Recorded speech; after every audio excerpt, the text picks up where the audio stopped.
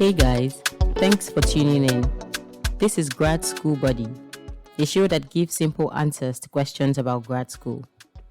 I'm your host, Ebele Chukwumoyi, a development economist and impact storyteller who has a master's from Georgetown University and a bachelor's from the University of Nigeria, Nsukka. We hope the show helps you make better grad school decisions. Let's dive right in. Hello friends, and welcome to another episode of Grad School Buddy. In today's episode, I'll be talking to two people who are running their master's program in Nigeria. I feel that they both have a lot of similar experiences, but their experiences also differ in a number of ways. This is part of the effort to let people know also what the experience of getting a graduate school degree is within Nigeria, because we know that for so many reasons, there might be people who are considering this. As usual, I'll begin by reading the guest's profile, and then I'll turn it over to them to introduce themselves. Nnamdi is an administrative assistant at the Directorate for Certificate and Diploma Program, Nnamdi Azikiwe University, Awka, Nigeria.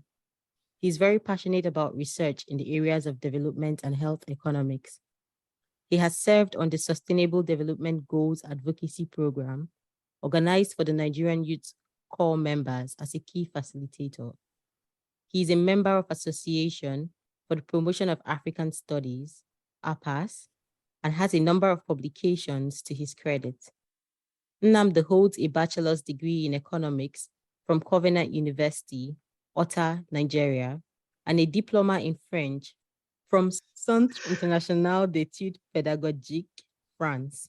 Our second guest is Chisom Igwilo, who is currently a master's student at Now University, Abuja. She graduated from the University of Nigeria, Nsukka, where she got a bachelor's degree in economics. Afterwards, she proceeded to work with a development project in Abuja. She is passionate about community development and working towards poverty alleviation, hence the interest in economics. Additionally, she is a big movie nerd and loves to read and write. Okay, guys, I'm turning it over to you. Please, who would like to go first? I've known Nnamdi since secondary school and I've known Chisom since university. But the people who are listening to this program are just getting the opportunity to meet you for the first time. So could you share with us something exciting that a lot of people probably do not know about you? Hi guys, my name is Chisom Igwilo. I think something that I may have forgot to mention, is that I run a jewelry business, and additionally, I volunteer with the Gift Box to educate an African Child Foundation. So basically work towards increasing the access of out-of-school children in Nigeria to quality education and quality education materials. Yeah. Hi guys, my name is Nnamdi Ohachenu. When I'm not doing all of those things Ebele mentioned, I am also a singer and a songwriter. My writing goes beyond research-related work. I also like to write on basically social life issues and fictions as well. I am a very family-oriented person, and I like to think of myself as a multifaceted character who has a flair for just about anything and everything. So yeah, that's another side of me that most people don't really know about. Okay, thank you so much for sharing, guys. I can also attest to the fact that both of you are really multifaceted. Chisom says she volunteers for GEC Foundation, but she's actually a co-founder. I'm not sure why she's downplaying it. And Nnamdi has one of the best voices I have ever heard. And if you are looking for solace one night and you can't sleep and you find his Instagram, I just want to say you're welcome. So I will go right into my second question. A lot of people are very curious about what it is to have a master's program or to enroll in one in Nigeria. And I wondered if you could tell us a bit about your master's program. So I will start with Nnamdi. Do you mind telling us what course you're currently undertaking and what a day in your life is? Yeah, I am currently running a master's program in economics, with specialization in development economics. Initially, my intentions were to sign up for health economics, but unfortunately, the department did not have that running at the time of application. And even now, currently, they don't. A day in my life as a grad student in school. By the way, I'm studying at Nnamdi Azikiwe University.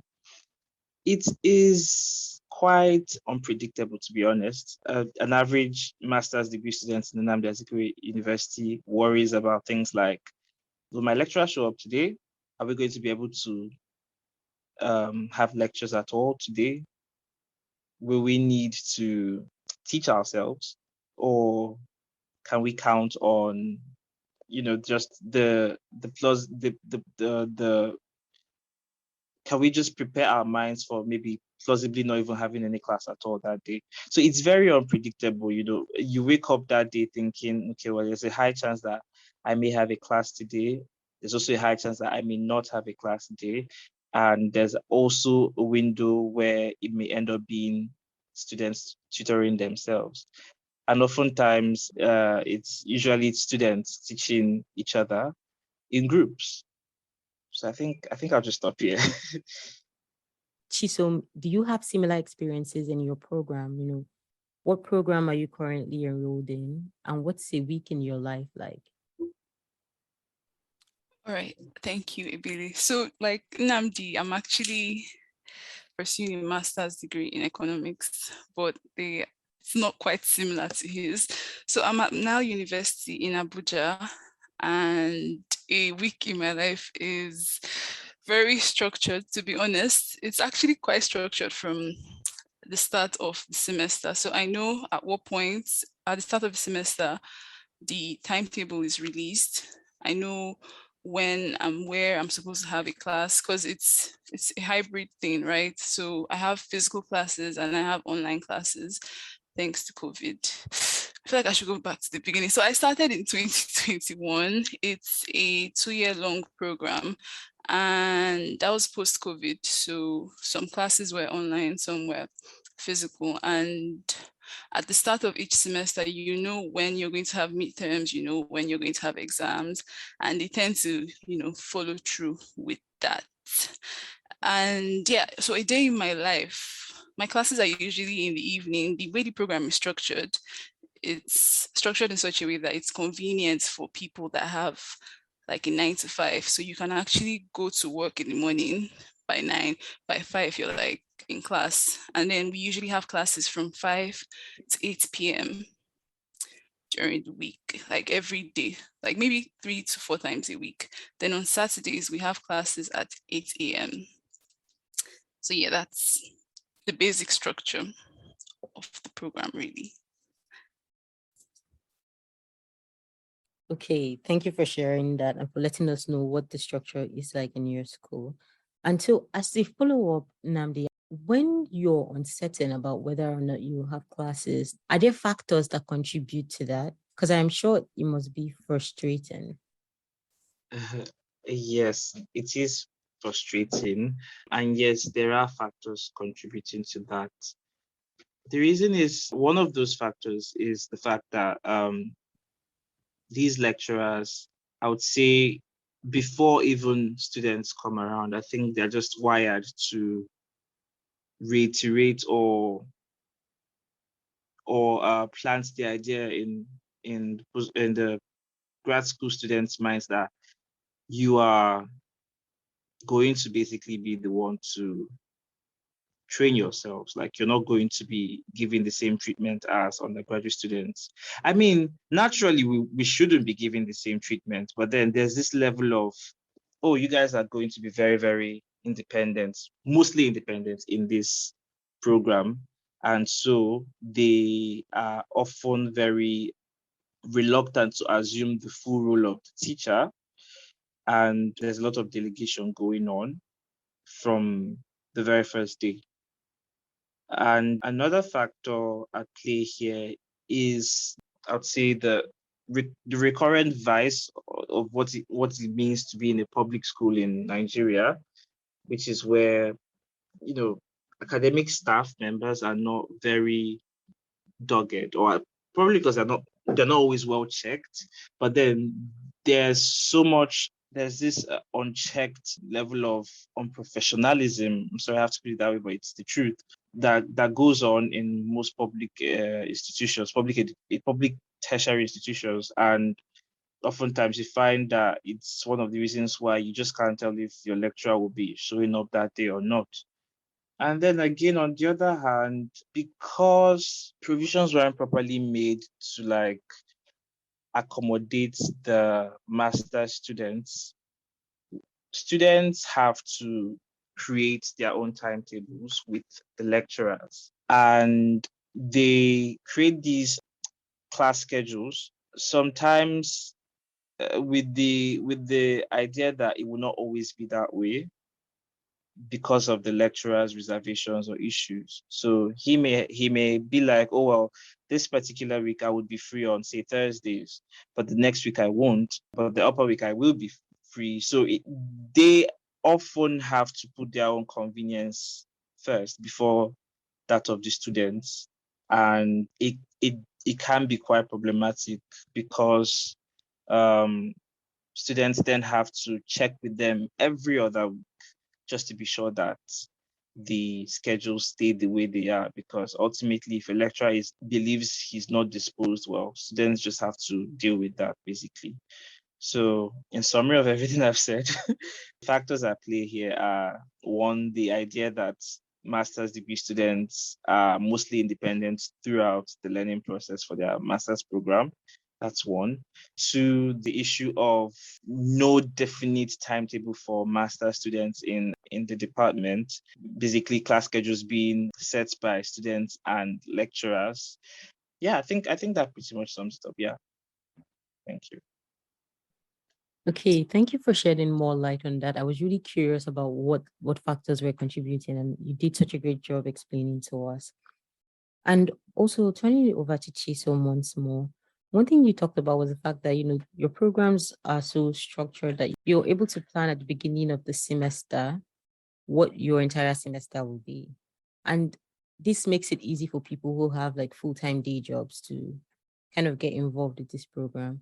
And so my question for you is this something that you personally have taken advantage of, or are you schooling full-time?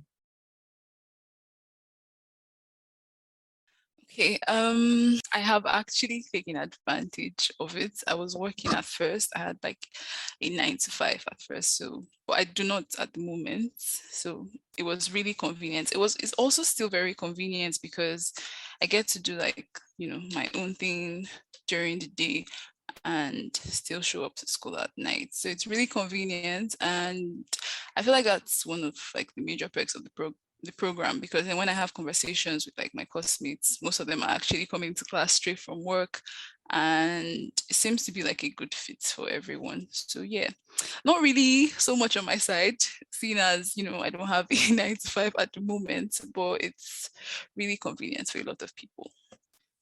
Yeah. Okay, so I guess one question that I'm actually really curious about for the both of you, and please, like anybody, feel free to jump in, is I think we started off very seriously where unfortunately, like some of it had to be some of the things that are kind of limitations to the program. But I think a good place that I should have started was also to ask you about how people can get admission into your programs. Like, what was your experience trying to get this admission? How did you decide on Nnamdi Azikiwe for Nnamdi and now University for Chisom? Did you have other schools in view, or was it something about the program or the professors? What could you walk us through what that process was for you? Choosing Nnamdi Azikiwe University was not my initial plan. It was not because I wanted to study there. In fact, it was very, very much the opposite. In fact, I pretty much dreaded anything public school in general. Before I had my undergraduate program, my dad was very, and still is, very averse to public institutions generally. And so I remember back then when we were still in secondary school, he would always tell us that it was either private school or abroad. So those were the two options we had. And, we were blessed to have, sponsors for that level of good education. And it really gave us a glimpse at what the proper standard should be like, So when I graduated way back in 2017, I always knew that my ideal space for a postgraduate program would be in some nice university abroad. Call me a dreamer, but I had my sights on London School of Economics, of course, and a couple of other schools in the UK. Mainly because my passion for health economics is something that fits into that space a lot more than here. So back to why I chose Nnamdi Azikiwe University. I tried options. I tried options abroad, also applying for scholarship options to handle the financial aspects of the program. And after having bad luck, with the scholarship aspect of it, I mean, there were admission offers for sure, but the scholarship wasn't happening. And I felt like I had set goals for myself, with time-bound goals. And I didn't want to lose out on so much because I was waiting on the schools abroad. So I decided, well, I'm working at Nnamdi Azikiwe. So for the sake of proximity and convenience, and just getting something on for the time being, let me apply at Nnamdi Azikiwe. So that was how I decided to apply in Nnamdi Azikiwe University. As for the requirements for securing admission there, of course, you fill out an application online. You'd fill out an application online. You'd pay for the form at the bank, and when your application is reviewed, you are invited for an assessment test, a computer-based test, basically like a screening test of which the scores are used, as well as your undergraduate grades as well, your CGPA from your first degree. So these are used to determine if you are credible enough to be granted admission into the university. And even when I was eventually granted admission, I didn't tell my folks until like almost a month after the admission offer came. And mostly because, well, I felt like it wasn't what I wanted. But then for personal obvious reasons, I was settling basically. So yeah, that's my own experience with that. Thank you so much for sharing both on some of the factors you considered before you chose, including, the proximity and convenience, and also telling us, what some of the requirements might be. And, just before I turn this over to Chisom again, I'm curious because so knowing you, I know that you had your undergrad in Covenant University, and so this is a big switch for you. I think people like I did my undergrad in a public institution, so I got that shock very early. But I'm sure it was new for you. A lot of things were new for you, and so do you mind sharing with us what some of those differences were or are, and how you've managed to kind of work your way around it, understanding that okay, like you have to kind of make the best of this situation as it is. Okay. My very first shock came when I was told that I had to wait for the set before me, who had started with the second semester syllabus instead of the first semester. I had to wait for them to wrap up their exams before the first semester for my set could start proper, with them joining us for that as well. Let me walk through that again. So think of it this way, yeah. You start a program and there's a preceding set before you. Now this preceding set, for reasons of academic calendars being disrupted by maybe things like strike and all whatnot, were forced to start their program with the second semester's syllabus. So they basically did their second semester first. And then we coming in as a new set, we had to wait for them to finish that situation, even though the academic calendar says that we are supposed to be having lectures. Like we were already late on the schedule, but we still had to wait for these people to wrap up their second semester before our program started. That was the first shock I had.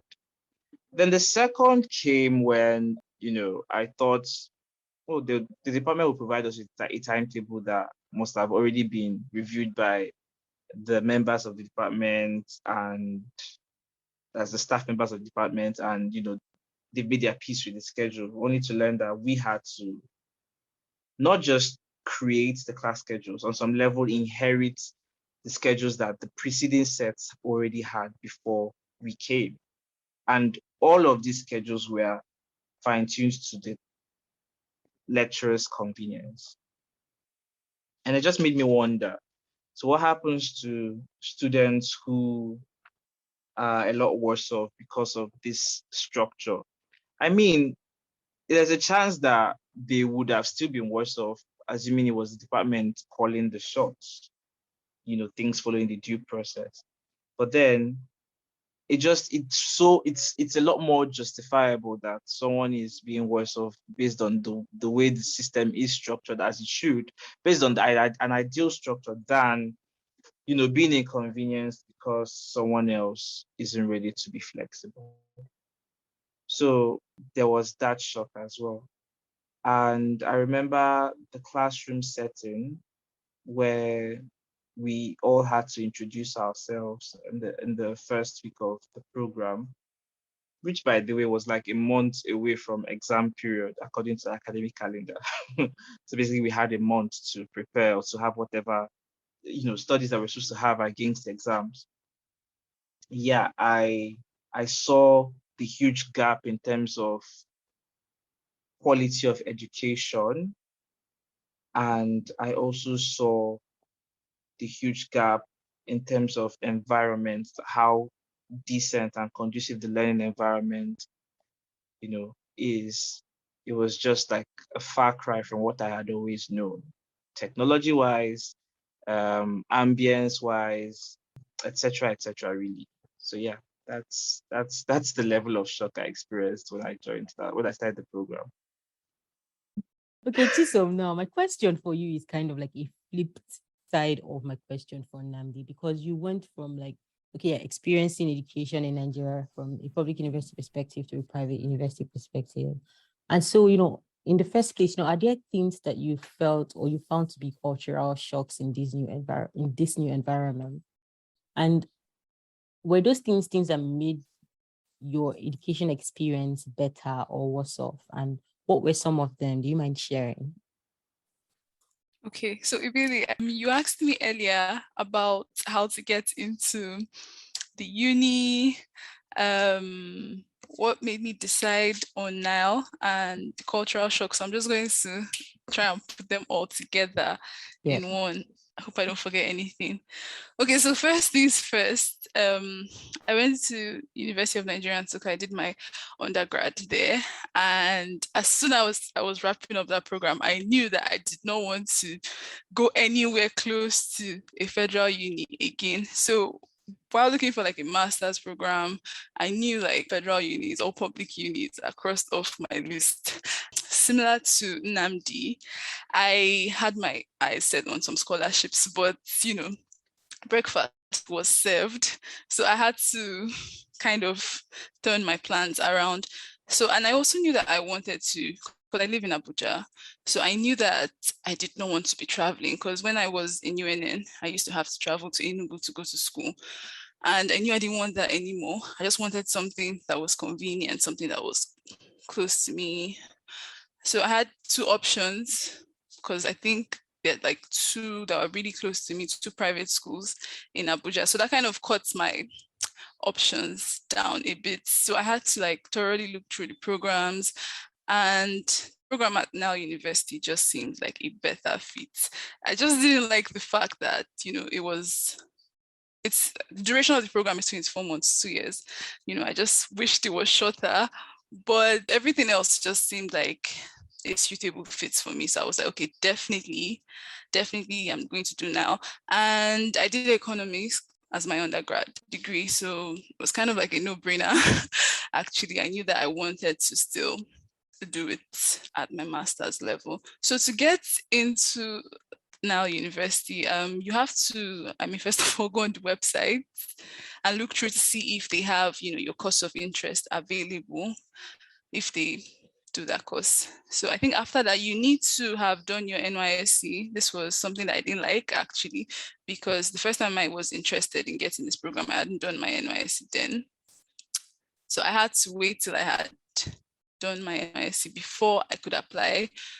However, there's an exception to people that did their undergraduate program at now. So you don't have to do your NYSC, you can just do your master's immediately. But if you did not, if you're from like another school, like I was from UNN, you have to provide your NYSC certificates before you can even apply. So you need your NYSC certificate, your BSc certificate, I think your transcripts, and I think a birth certificate. The details are like on the website and the application link as well. Now, for the culture shocks, I came from a federal uni, and I don't know how to say this. I don't know the English word for grad, but I'm going to say ginger. In federal unis, yeah, there's a lot of, I'm really struggling. Okay, so I'm going to give an example. So there was this one time we had a statistics assignment to do, and then we got to school on Friday because that was the day the assignment was due. And I had my assignments in hand. I came from a federal school, like I had my assignments in hand. I don't want to hear, oh, I'm not collecting your assignment, it's late, that's like minus 10 marks or whatever. I didn't want to hear anything of that sort. So I had my assignment too and stuff. And then I came to class, and I think because we're about like 40 or so in my class, and I think we're just like 3 or so. And then I had friends that said, oh, they forgot that it was this Friday that the assignment was due. And I was thinking in my head, this is it, the moment when I get 10 marks, and then the others get minus 10 marks, And this man actually says, oh, that's fine, you can submit it in the class next week. And I'm looking around, what's going on? What did I bring my assignment here for? Because that's how I've actually been brought. After spending 4 years in UNN, there's just this thing it does to you, like it instills in you so much fear. And so what I realized, like, because I've been at NIL since 2021, is that, and I'm not saying this to, shade federal unis, but I just got the sense that at NIL University, they actually do want to see you.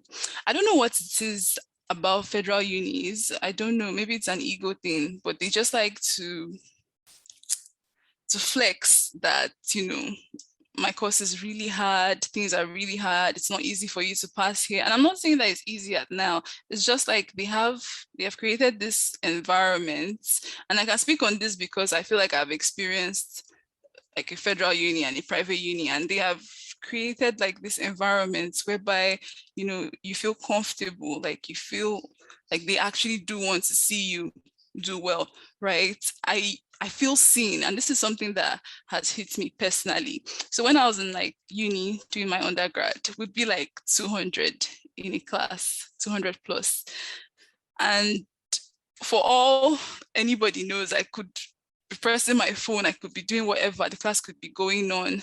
I'm not saying that was the case all the time. I'm just saying that, a lecture could be going on. I have no idea what's going on. Nobody cares that I have no idea what's going on, right? But here I'm in class, right? And I hear like the lecturer reiterate over and over, are you sure you're following? Call me back if there's anything that you need me to like hammer on further. And I'm like, is this real? Is this really happening? Maybe it's a personal thing. I just like to feel like I'm a part of something. And I didn't really get that in uni. I just felt like a lot of things were just passing by and I was just like floating over it. But here I feel like I have actually been immersed into it and I'm a part of it. So that's actually mostly it, really. There are a lot of other things, but I don't know if, if there's like time for us to get into that. Also, Please feel free. There's time. That's why we are here. That's why we're here, Abby. That's why we're here. Okay. I'm also going to talk about ease, right? So when I was applying for grad school, right, I really struggled with, because if you're applying for, and I'm not talking about Sunal University, I'm talking about when I was applying for scholarships and other things. One thing I struggled with was because you had to get recommendation letters from your lecturers in the university. And I struggled with reaching out to lecturers from UNN. It was so hard, right? So when I got into now, I didn't even have to, build such a deep relationship with some lecturers. I just brought it up like, oh, please going forward, sir, if I do need a reference from you, is that something that I can somehow ask you for in the future? And they're like, sure, sure, sure. This is my number, this is my email, I don't know what it was about it, but they just make you feel comfortable. And this is not something that applies to everybody. I mean, some people are okay with, the hard life, but this, whatever that was, but I didn't feel like, there was this God complex to them. Like I had to do so much. They just seemed like very understanding people. And so far, because I'm not done, I should be wrapping up this program early next year. So far, so good, really. So far, so good in terms of like relationships with like lecturers, the mode of teaching, interactiveness, everything has just been top notch in comparison to where I'm coming from. And I always just like tell people, like, if it's something you can do, because I have experienced both and I'm in a perfect position to talk about this, I would actually recommend a private uni if you had to, go to a university in Nigeria. Additionally, I just realized that I forgot to mention one of the reasons why I chose Now University is because they have, I don't know how to explain this, but you know how schools usually, well, not a lot of schools in Nigeria. So, you know how schools usually start in September. That's like standard for a lot of places.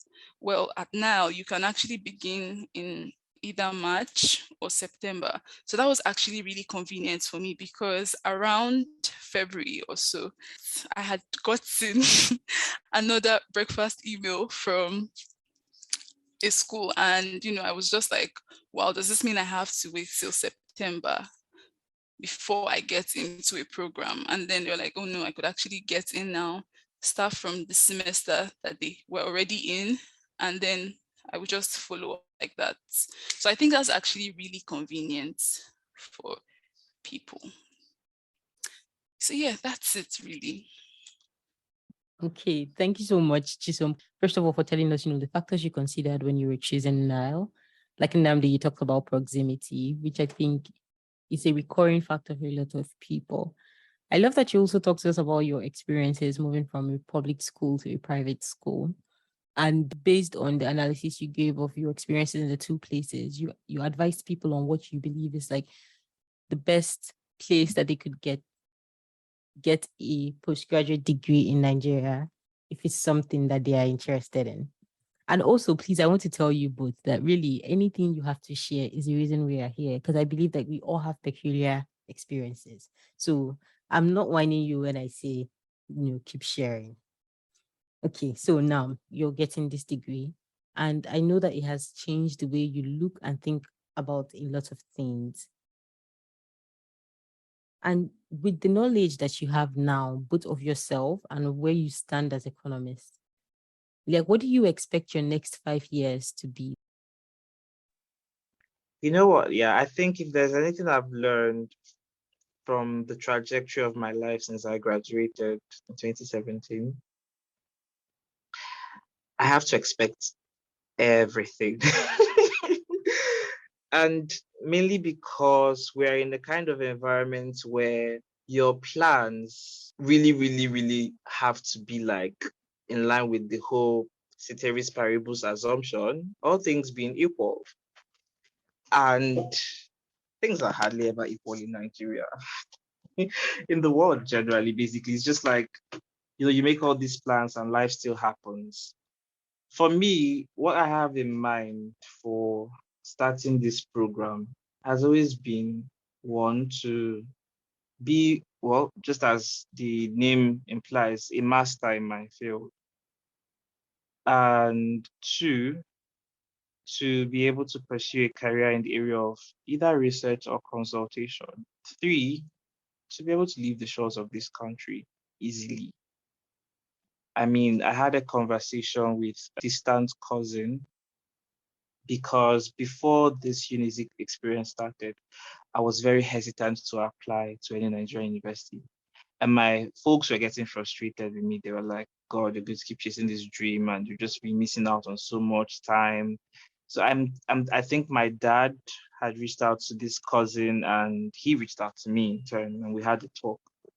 And he told me that he basically did a master's degree in Unilag, mainly for the purpose of just having more credibility. And it was like a master's degree remains a master's degree in any part of the country. But then again, I think on some level, he also knows that you still can't really compare the level of exposure you get here. And so for me, I decided, okay, well, there's a silver lining. It may not be what I wanted, but then it can still serve a purpose. We live in a world today where having a master's degree does not make you better than a BSc holder. That's just the truth about it.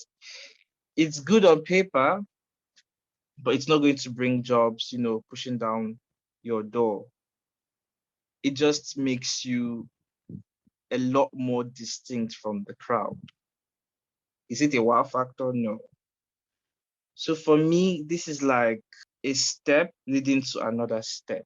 And that step will probably be me taking up another master's degree program or a master's and PhD program wrapped up in one in some school abroad, which I'm actively still trying out, even though this one is going on. And it could also lead to me securing a better job opportunity, hopefully in the area of research or consulting, like I mentioned earlier. So in the next 5 years, Nnamdi might be holding 2 master's degrees, I pray, or, having just one, or probably having used that one to um, leave the shores of this country and build something better for himself abroad. And also, Namdi will probably be prepping for a PhD program as well, because Namdi is like, I'm talking about myself in the third person, but yeah, I do live for the classroom energy. I think the best part of going back to school for me, even though it was not my ideal space, was just like seeing that fire for learning come back again. So I am grateful for the fact that this experience woke something that I thought was like in serious hibernation. It woke me up basically, and the fire is there, and I don't see it going off anytime soon. So I believe it should be able to put me in 5 years' time in a place where I may have secured another degree or several professional certifications, or maybe even working towards a PhD, or maybe holding a job at a research institute. So we just have to wait and see. Hopefully you stay in the picture long enough, Ebele. Definitely. I mean, I've been in the picture for 10 years. I'm not leaving at this point. You're about to be More rich. than we've known each other since primary school. I wanted to correct you It's earlier, but true. just let me let this slide. Please, they don't be farmsing me. I went to a public primary school. But thank you so much for sharing, your it's really exciting hearing about Pleasure. the trajectory that you want for yourself, especially it seems very rooted in academia, which is something that you don't see in a lot of people our age. I think. I don't know, maybe. And so, Chisom, I was wondering, do you share similar dreams and aspirations as Nnamdi, or are there differences in the way that you think your life would turn out in 5 years?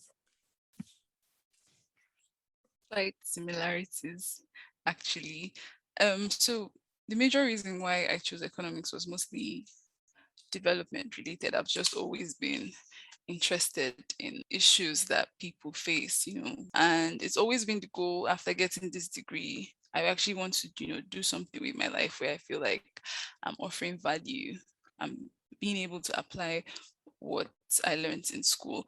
And this program has actually really helped with that, because the way the courses were structured, they get to kind of relate them to real life experiences. So going forward, I'm actually, looking forward to a career where I can actually apply this new knowledge and, newfound research skills to help and aid in policy formation in Nigeria.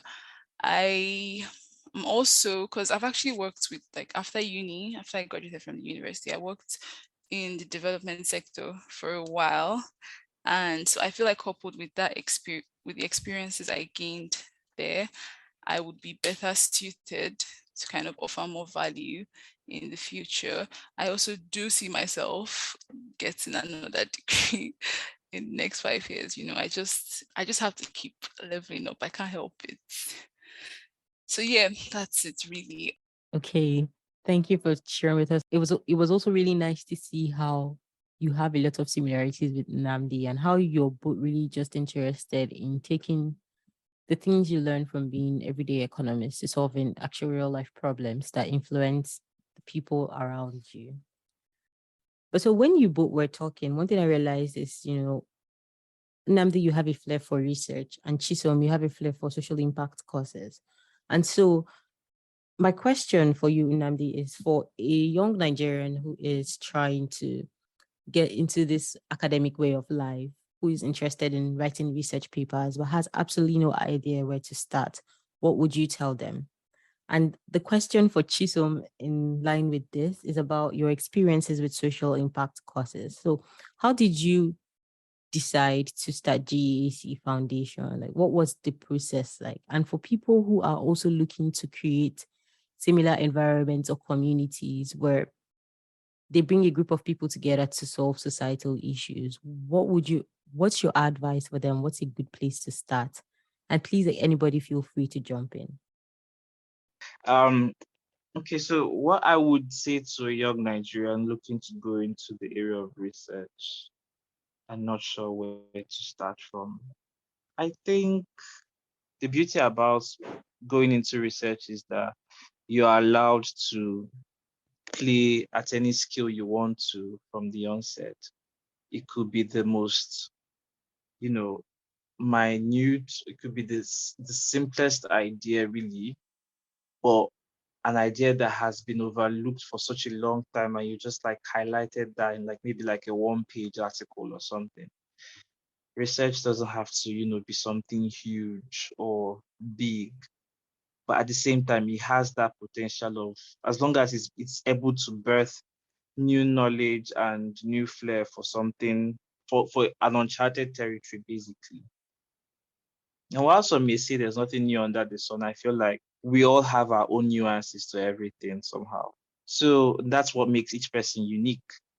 I would say it's very important to be very sensitive, be aware of what's going on around you. Apathy is never a trait or a nature to have if you're ever going to get into research. You need to be paying attention and having meaningful conversations with people that stimulate your mind, basically. I think my passion for research was birthed through the kind of association I had growing up. My father was into research. He was a senior research fellow for Institute of Development Studies in University of Nigeria. And while he wasn't always talking about his work growing up, I do see how he was an influence. And if you're going to go into research, you need people that would stir you up to go beyond talking about it, to actually get out there, look around, ask questions, write about it. And I think that's like even more important than the part about, oh, maybe get a laptop or go and learn the research methodology or whatever. All of those things are important, but the credibility comes from the contents, not the embellishments. So you want to be bringing thought-provoking ideas, and the only way they can happen is if you're paying attention to what's going on around you and you're challenging your mind to really like think and ask yourself questions. And two, you need to learn the basics, because even when you're doing the writing aspect of the research, you see the sequence of what you're supposed to write basically just shows you, oh, you have like a background of study, and then you talk about the research problem. You give ideas behind that research problem. You discuss the questions, the research questions that stirred up after you've recognized the problem. You talk about the significance of study, you do your hypothesis or whatnot, you gather your literature, find a theory to support your ideas, and run your analysis and all whatnot, decide what method you're working with. So these are all like the basic things. I would say to avoid the ginger being killed, because most people my age are not thinking of, oh, let's go and do research. I'm sorry, I don't know. Let me not put it that way. Let me just say I haven't met a lot of people in my age set that are as passionate as I am in research. Firstly, I just haven't met much people like that. And I think it's because of how easy it can be for one to just be like, I beg Fashi, I don't, well, let me just go and watch Instagram Reels or something, or go on TikTok and look at videos and entertain myself. I think we are too focused on the present. And I think what I would always do whenever I would get into a new work is to think of how great it feels when at the end of the day be like, oh, this is something I did, and this is the idea that I was able to bring forward, and this is how it would be received because of the brilliance that has been put into the work. And yeah, I think that's a mindset that most people should carry along with them, to be able to not just start a project but finish it through and through, knowing that you look back at it, your name is there, and it will always be your work. It's everything. So yeah, if you're going to get into research, prepare to just build a good network of people around you, network of friends, family, could be lecturers from school, just people that induce nice thinking on your end, and then program your mind to deal with the monotony in the process of the research and focus more on the result than the process. And I think you'll be able to do so much more. And also, when you are done with the project, let it be like a catalyst for more, instead of like, oh, okay, I've done one, so let me just like chill. Because I feel like that too was a challenge for me, pausing on writing and then finding myself having to work from scratch again to renew that energy all over again. So yeah, that's all I can say on this. Okay, thank you for such detailed response, Nnamdi. I'm really rooting for you, and I hope that through programs like this, you're also able to meet future collaborators and people who are as excited and crazy about research as you are. Okay, so now please turning it over to you, Chisom. What would you say are some tips or some of the strategies you took, some of the steps you took towards creating and volunteering to social impact causes? I mentioned earlier that I used to work with a development project in Abuja. So that was like the first-hand experience I got. The project was focused on equipping poor and vulnerable Nigerians with skills and placing them in jobs so they can become self-sufficient. So as a result of this project, I was able to travel to various states. I was able to, see firsthand the experience. I won't say the experiences, but I was able to see firsthand the realities of, poor and vulnerable Nigerians. So it actually piqued my interest for that, because the truth of the matter was that I knew I was interested in development, but that was in theory more than reality.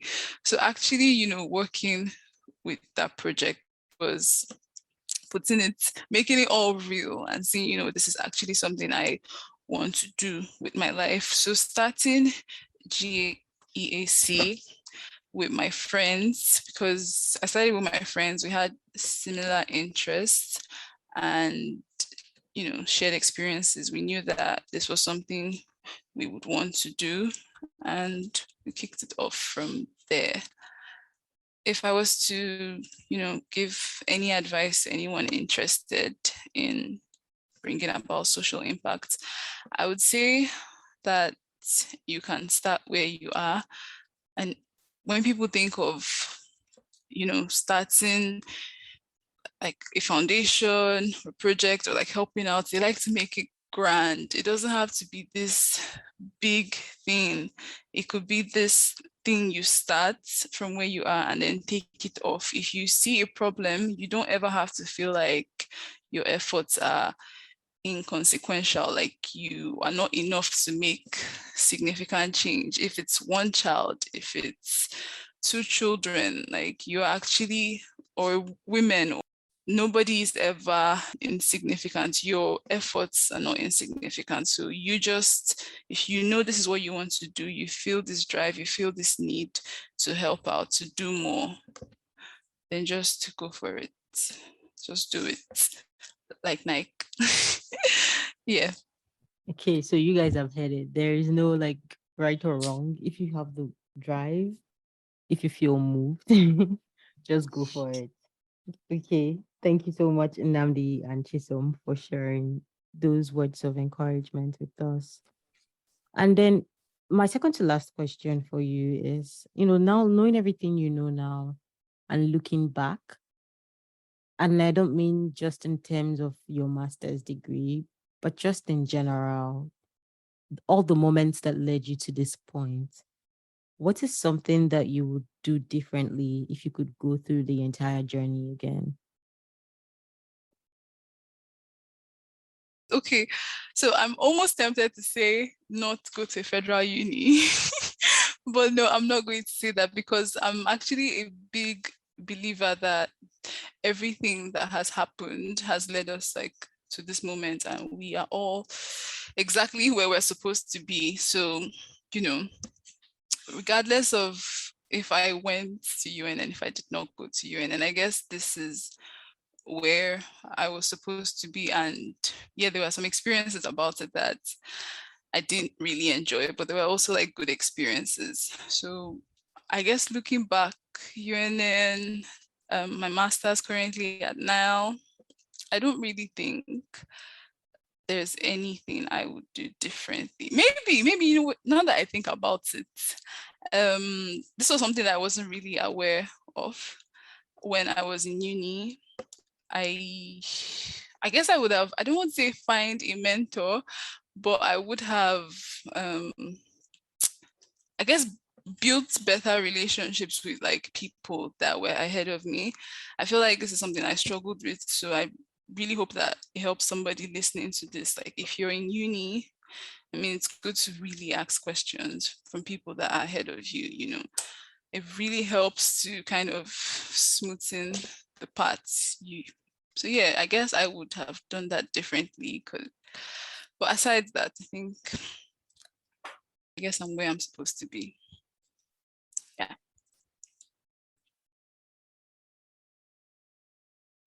I guess that's my turn, yeah. Yes, please. What I would have done differently. I once had an opportunity after my first year.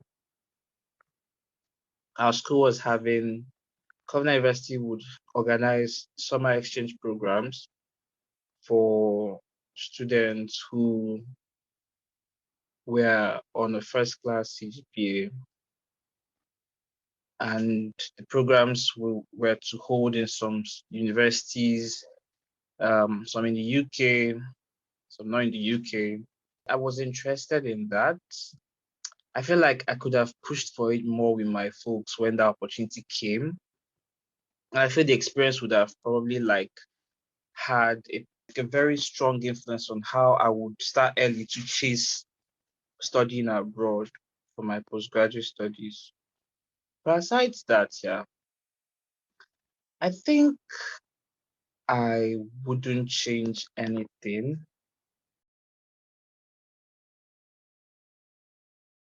Thank you so much, Nnamdi, for sharing with us what you feel you could have done differently. And thank you as well, Chisom, because I think you said something that also kind of summarizes what both of you have shared, which is that all the moments in our lives bring us to the place we are now. And it's something that I also strongly believe in. I think that all the experiences we have really shape us and help us. I think they help us be better people. Or maybe I'm just being too optimistic. Okay, so my last question for you both. Every time in this podcast, just before I end, I like the guests to give listeners advice. Now, this can be random advice. It can be about love. It can be about life. It can be about enjoyment. It can be about music. Or it can even be about the things you both told me that you love. I know that Chisom, you said you love watching movies. So please share with us random advice for younger Chisom and younger Nnamdi, or even somebody that's your age right now.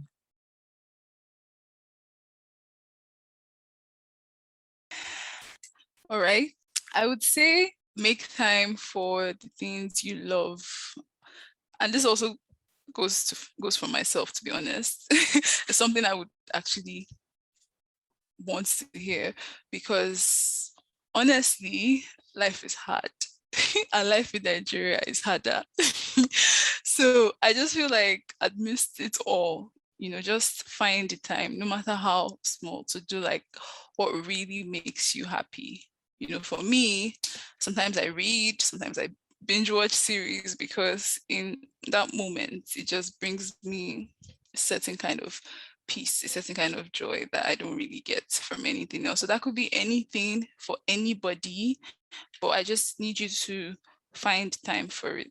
It is very important to do what makes you happy, regardless of, what you're going through. Just try and find the time to do what sets your soul on fire.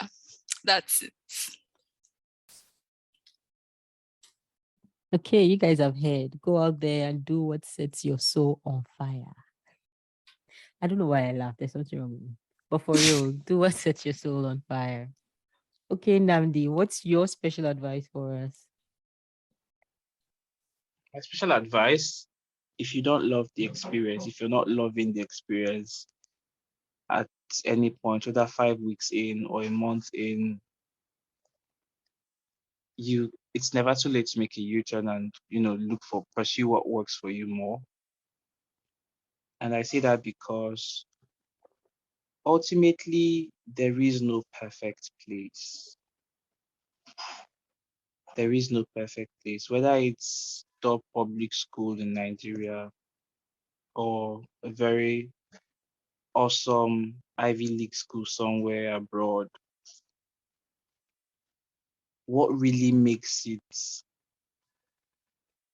worthwhile or for you to be able to scale through is if you're personally if you've weighed in your heart and you find that, oh well, you do enjoy, you're taking more than the inconvenience that you're encountering. And I say that because sometimes it might just be your passion that will be the only thing sustaining you and pushing you to continue. But if you're doing something that you don't even love in the first place, and you're in a space that you don't even love, you would find yourself wasting resources. Because maybe one, you might flunk your classes, you might have poor grades, you might end up paying so much money and not getting what you really wanted. So rather than go through all that, be sure that you're in a space and that you're choosing a program that you love and that gets you excited. So even if, like me, your lecturers don't show up, you don't feel reluctant to open a book and read. You don't feel reluctant to teach your colleagues. You don't feel reluctant to actually enjoy classroom dynamics. So yeah, that's my advice. Love what you're doing. And if you don't love what you're doing, circle back and look for what you love to do and do that instead. So whatever space you choose wouldn't matter at the end of the day. Your love for that thing would carry you through whatever situation. So yeah, I'm done. Okay, now both of you have given me advice that wants, like, you know how I said it was my last question. Now I have last question, point one. What do you think? You said something about if you're doing something and you realize that's not what you want to do, leave it. But it's not always easy to just up and go. I know specifically there have been people who are, you're in the fourth year or you're in your final year or you even started a graduate program and you've already invested all that money and maybe your family has even sent you to school. How can you then tell them, oh, this thing I started, it's not me. I want to quit. It's a little bit hard. So what would you say? How would you advise someone to kind of deal with this? That's your question. And then Chisom's question that I was also thinking about after she finished talking and you were talking was, you talked about the fact that people should do what sets their soul on fire and create the time to also find rest or find peace. But sometimes it's difficult to do that, to just stop when you know that, oh my, there are 1 million things you should be doing. And so what's your advice? I think I want you to go first. This will go first thing is funny. But okay. You know what, yeah. I'm just going to say that I know it's hard, but you need to try. You need to try. I'm not saying, whatever it is that sets your soul on fire has to be top priority on your list. I'm just saying that put it on the list. Let there be room for it. It doesn't have to be top priority, but make room for it. Because at the end of the day, I mean, it makes life worthwhile, to be honest. You can't just not find time for the things that you actually do like to do. So I'm just saying, in essence, to try. May not be every day, may not be every week, but wherever you can, whenever you can, wherever possible, just try to factor in the time to do something that is for you, something that, really makes you happy.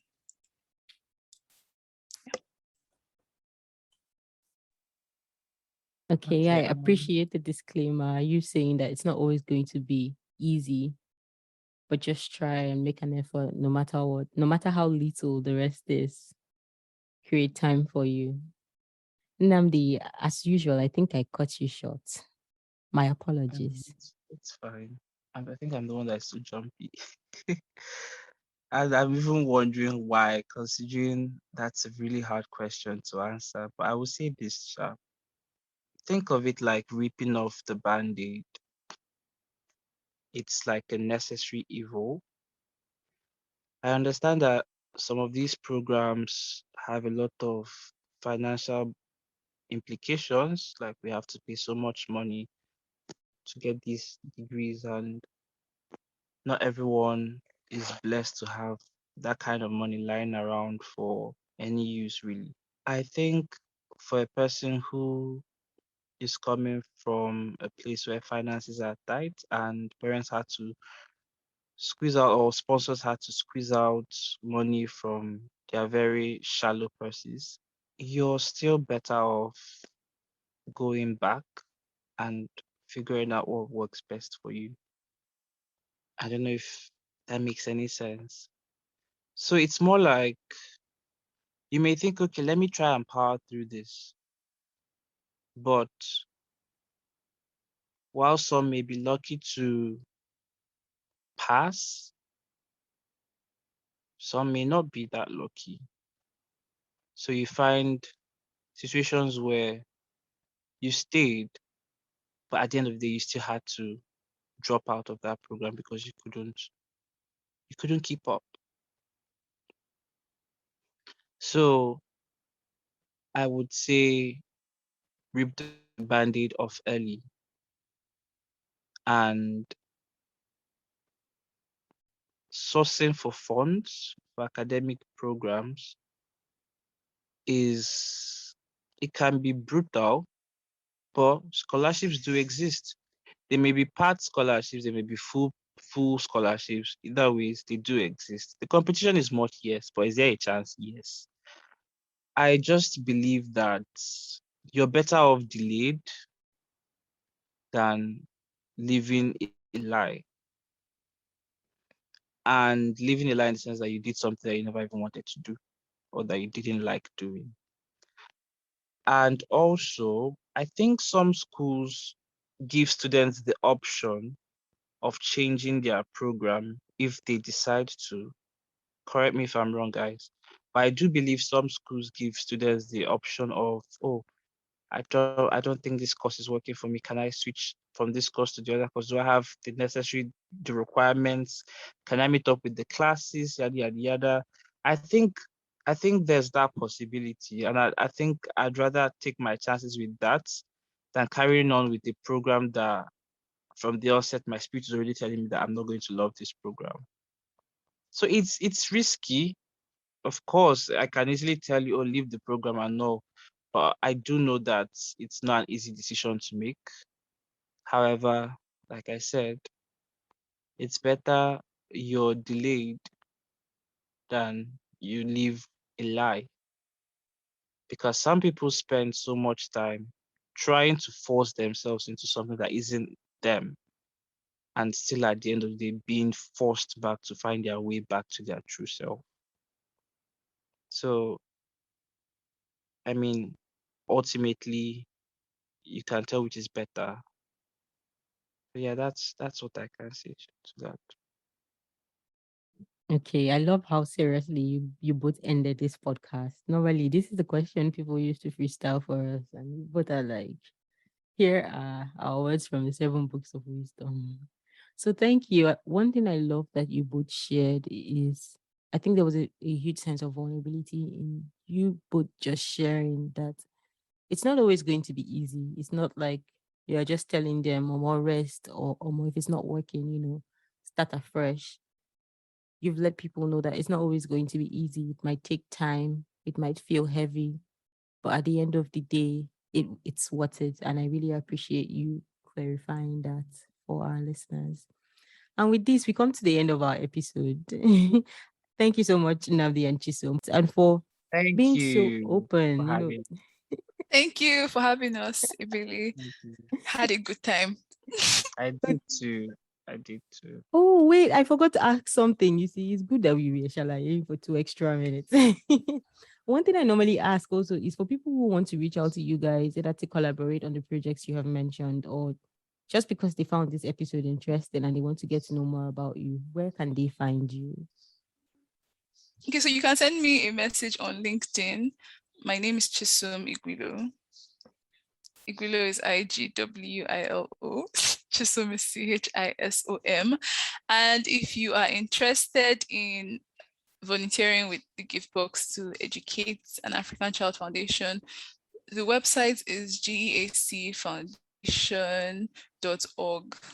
So you can also go through the website and sign up from there. So yes, that's it. Okay, and Nnamdi, where can we find you?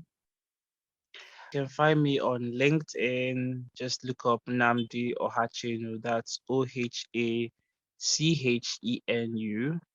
You can also find me on Insta. Okay, it doesn't have to be like too formal, just like at the underscore Morby. That's Morby. You can also find me on Facebook. Yep. Yeah, I'm that much of an old soul. Nnamdi Morbi Ohachenu as well on Facebook. And yeah, you can look me up on Google and my work email hopefully would pop up. So yeah, you could also email me via that medium as well. So Okay. Thank Thank you so much, guys. With that, we come to the end of this episode. For everybody who has listened and is interested in reaching out to Nnamdi or Chisom, please, you've heard how you can reach out to them. If you also enjoyed getting information from this podcast, please remember to subscribe to our podcast. It's everywhere you get your podcast, our newsletter, and our social media pages where we share the same information in different formats to meet people where they are. See you next time, and thank you.